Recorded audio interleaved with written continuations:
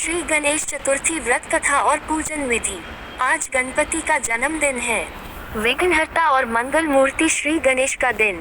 आज से लेकर अगले 10 दिनों तक देश गणेश जी के रंग में डूबा रहेगा। आज गणेश चतुर्थी के दिन व्रत करने का बहुत महत्व है। गणेश चतुर्थी व्रत विधि। भाद्रपद माह की शुक्ल पक्ष की चतुर्थी गणेश चतुर्थी के नाम से प्रसिद्ध है। इस प्रातः काल स्नान आदि से निवृत्त होकर सोना, तांबा, चांदी, मिट्टी या गोबर से गणेश की मूर्ति बनाकर उसकी पूजा करनी चाहिए।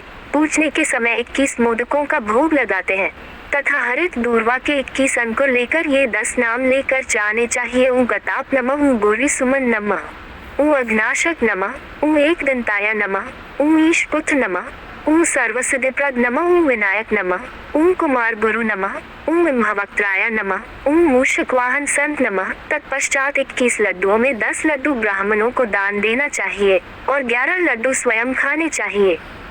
गणेश चतुर्थी व्रत कथा। एक बार महादेव जी पार्वती सहित नर्मदा के तट पर गए।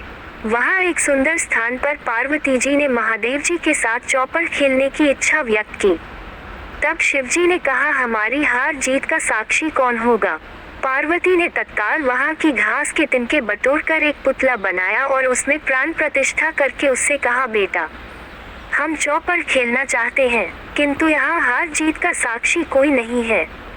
अतः खेल के अंत में तुम हमारी हार जीत की साक्षी होकर बताना कि हम में से कौन जीता, कौन हारा।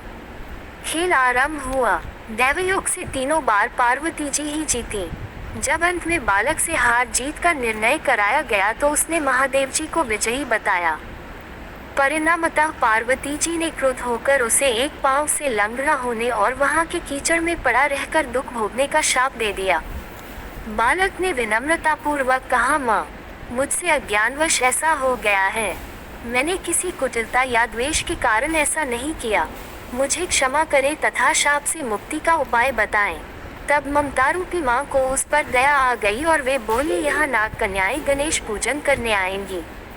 उनके उपदेश से तुम गणेश व्रत करके मुझे प्राप्त करोगे। इतना कहकर वे कैलाश पर्वत चली गईं।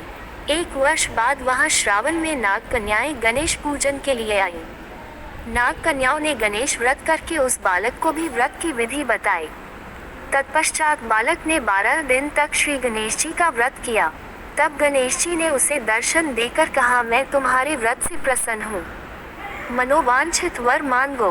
बालक बोला, भगवान, मेरे पाँव में इतनी शक्ति दे दो कि मैं कैलाश पर्वत पर अपने माता पिता के पास पहुँच सकूँ और वे मुझ पर प्रसन्न हो जाएं। गणेश जी तथास्तु कहकर अंतर्धान हो गए। बालक भगवान शिव के चरणों में पहुँच गया। शिवजी ने उसे वहाँ तक पहुँचने के साधन के बारे में पूछा।